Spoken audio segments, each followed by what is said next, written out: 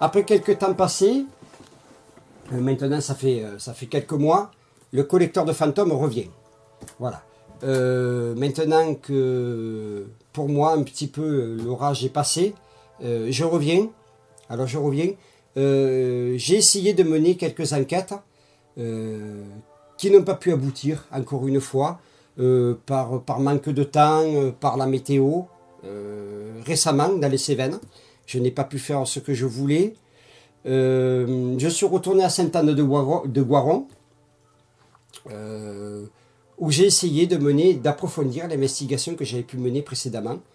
Je n'ai pas pu encore là, parce que par rapport à des problèmes de matériel, alors que tout était au carré, mais ça c'est toujours pareil, hein, on n'est pas maître de quoi que ce soit dans ces moments-là, malgré que je peux vous dire que quand les caméras sont coupées, ne sont pas présentes, les phénomènes continuent.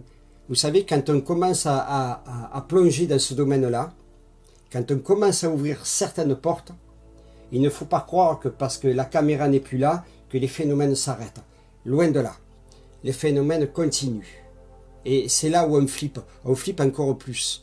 Parce que quand on est dans ce contexte-là, quand nous avons les caméras ouvertes et que l'on attend, que ces choses-là se passent, et que ça se passe, on a peur, on est terrifié, horrifié, mais on est heureux parce que quelque part on est là pour ça. Or, quand ça vous arrive et que les caméras ne sont pas présentes, quand mon objectif n'est pas là, qui me fixe, et qu'il m'arrive ces phénomènes que l'on dit paranormaux, c'est encore plus terrifiant. Parce qu'on se dit, j'ai commencé, et il va bien falloir continuer. Alors les vidéos, bien entendu, par rapport à cette montée de phénomènes, la vidéo, je vais l'éteindre de moins en moins, et je vais essayer d'avoir des caméras ouvertes de plus en plus fréquemment, parce que au vu de tout ce qui se passe, tout ce que je peux vivre, j'ai bien envie de filmer tout ça et de vous le faire partager. Alors, pas non plus pour le faire partager, pour faire des vues sur YouTube. Les vues sur YouTube, j'en ai rien à faire. Ce que j'ai envie, surtout ce qui me fait plaisir, ce qui me donne envie, c'est de vous faire partager ces images, parce que pour vous dire, voilà, j'ai vécu, ou j'ai vu, ou j'ai ressenti telle chose, et pour moi, ne serait-ce que pour moi, pour me dire, bon je ne suis pas encore complètement timbré, voyez bien ce qui arrive. Voyez bien, c'est hallucinant. Moi, ces choses-là, je ne les explique pas. En fait, au plus j'avance, au plus je mène des investigations, je crois qu'au plus le mystère s'assombrit. Parce que quand vous posez des questions aux entités, bonjour, ceci, cela, quel est votre nom, dites-moi oui, faites du bruit si vous êtes là, patin couffin, enfin, tout ça, éventuellement, on obtient quelques réponses, ou quelques phrases intelligibles, qui plus est, c'est bien, nous avons affaire à des entités intelligentes, et c'est ça qui est encore plus surprenant. Mais après, il est très difficile de traduire et d'expliquer tout ceci. Voilà. Alors moi, ce qui me fait flipper, comment je dirais ça? Ce qui me fait flipper, ce n'est pas le fait d'avoir affaire à des faits complètement étranges et hallucinants. Moi, ce qui me fait peur, c'est l'après. Voilà. Parce que moi qui suis une personne qui ne suis pas croyante, qui ne croit pas en la Bible, à tout ce qu'on veut, à tout ça, toute cette religion, je ne suis absolument pas croyant, malgré que, croyez-moi que ce que je ressens, ce que j'ai vécu, ce que je vois par moments et tout, ça me fait réfléchir, 10 fois. Hein. Ça me fait vraiment réfléchir, ça me fait poser encore beaucoup plus de questions. Mais malgré ça, je reste sur mes idées. Je ne suis Je ne suis toujours pas croyant. Et donc, ça me fait encore plus peur pour l'après. Parce que moi, je me dis, si une fois avoir passé de l'autre côté, on en reste là, on en reste entre deux mondes, ça fout la ch'touille, ça fait vraiment peur parce que moi, tous ces gens que j'entends qui pleurent, qui rient, qui vous appellent, c'est vraiment hallucinant. C'est vraiment hallucinant. Je me dis, si c'est ça la vie après la vie, ça fait vraiment peur. Hein. Et alors, pour en revenir, quand on pose, comme je vous disais précédemment, des questions aux entités, votre nom, votre prénom, dites-moi oui, faites-moi, essayez de communiquer avec moi, de me faire comprendre et de prouver votre présence. Bon, alors tout ça, ça se passe. Bien entendu, ça se passe toujours. Mais alors, quand on arrive à la question d'après la vie, comment ça se passe? Qu'est-ce qui se passe réellement après la mort? Est-ce que c'est bien? Est-ce que c'est pas bien? Que se passe-t-il une fois que nous avons fini de vivre? Est-ce qu'il y a un paradis? Est-ce que c'est l'enfer? Est-ce que tout ce qu'on veut? À propos de ces questions-là, nous n'avons jamais de réponse. Moi, je parle pour moi. Après, peut-être les autres ils ont des réponses, mais à mon avis, ça se serait depuis longtemps. Je n'ai jamais eu aucune réponse. Que ce soit avec une caméra ou sans caméra. Parce que d'autres expériences, j'en vis encore, sans caméra, comme je vous ai dit tout à l'heure. Ben, on a beau poser des questions, et dès qu'on aborde ce sujet-là, il n'y a plus personne. Voilà, on n'a pas de réponse. C'est certainement fait pour, hein. J'en sais rien. Je ne sais absolument rien. Voilà. Bon, alors, comme vous le voyez, je suis en train de travailler sur le prochain épisode. Enfin, tout petit court, c'est un épisode pris sur les PVE, pas sur une investigation totale, c'est-à-dire journée, nuit passée et tout. Bon, pour le moment, j'ai pas eu le temps, je peux pas. Ça se prépare tout doucement, mais sûrement, mais pour l'instant, je ne peux pas mener d'investigation complète. Voilà. Tout ce que je peux faire pour le moment, c'est de me déplacer un petit peu et faire des PVE, faire des relevés, vidéo même, hein, vidéo, parce que vous allez voir, sur des PVE que j'ai menés en plein après-midi, vous allez voir qu'il y a vraiment non seulement des voix, mais aussi des images. Et ça, c'est hallucinant, surtout en pleine journée. Voilà.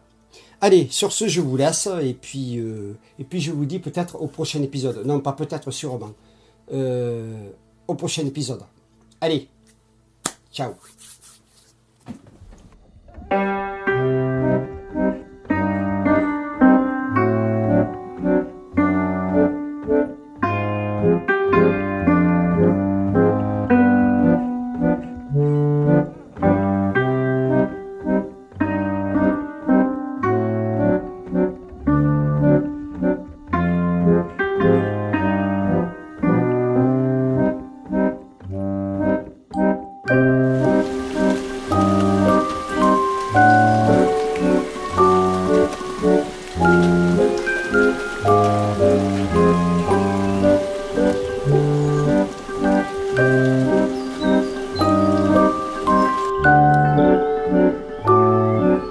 Bon, après ces 3 journées, donc une de pluie intégrale, je n'ai pas pu faire grand chose.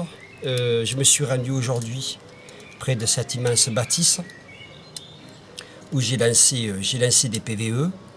Je ne sais pas ce que ça a donné. Et puis de toute façon, on va le découvrir ensemble et maintenant.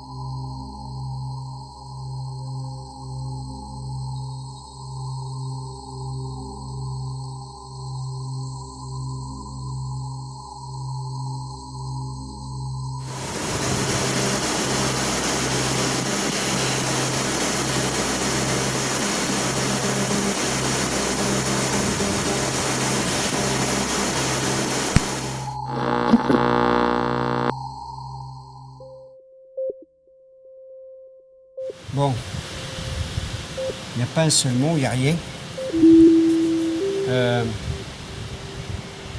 Normalement, c'est pas la peine de crier.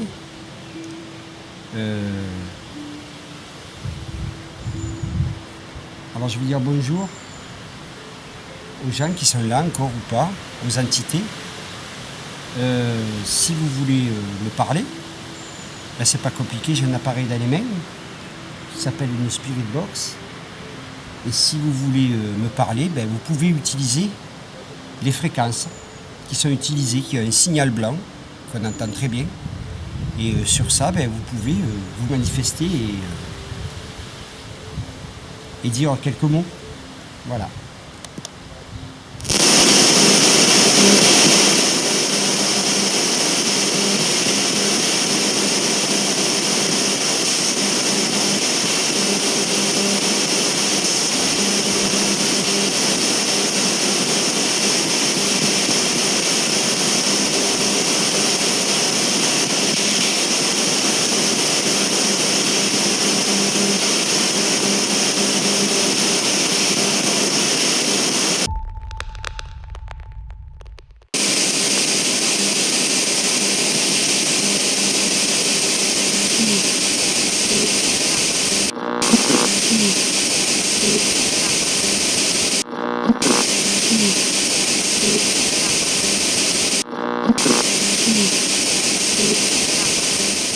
Pas de casque sur les oreilles à ce moment-là.